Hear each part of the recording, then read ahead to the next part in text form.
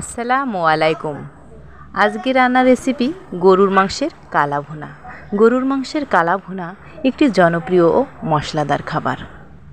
গরুর মাংসের কালা ভুনার জন্য আমি 1.5 কেজি পরিমাণ গরুর মাংস নিয়েছি। হাড়সহ 1.5 কেজি গরুর মাংস, পেঁয়াজ 5-6টি কুচি করা, রসুন বাটা 2 টেবিল চামচ, আদা বাটা 1.5 টেবিল চামচ, গুঁড়া করা শুকনো মরিচ 1 টেবিল চামচ, মরিচ বাটা, শুকনা মরিচ বাটা মরিচ দিলে বেশি ভালো হয় 1 টেবিল চামচ, ধনে গুঁড়া 1 টেবিল চামচ, জিরা গুঁড়া 1 চা চামচ, গরম মশলা গুঁড়া 1 চা চামচ, দারুচিনি, এলাচ, লবঙ্গ 2-3টি, তেজপাতা 2টি, লবণ পরিমাণ মতো, সরিষার তেল 1-2 কাপ, পানি স্বাদ অনুযায়ী, অতিরিক্ত স্বাদ বৃদ্ধির জন্য কালো মরিচ গুঁড়া 1-2 চা চামচ, কাঁচামরিচ 4-5টি ফাটা। মাংস রান্নার প্রস্তুতি: মাংস ভালো করে ধুয়ে পানি ঝরিয়ে নিন।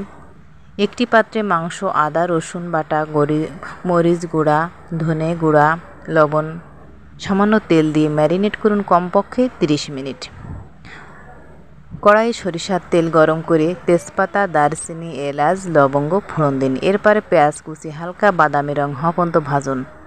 ম্যারিনেট করা মাংস কড়াইয়ে দিয়ে মাঝারি আঁচে নেড়ে নেড়ে কষাতে থাকুন।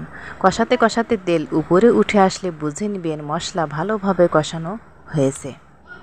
1-2 কাপ গরম পানি দিয়ে ঢেকে দিন।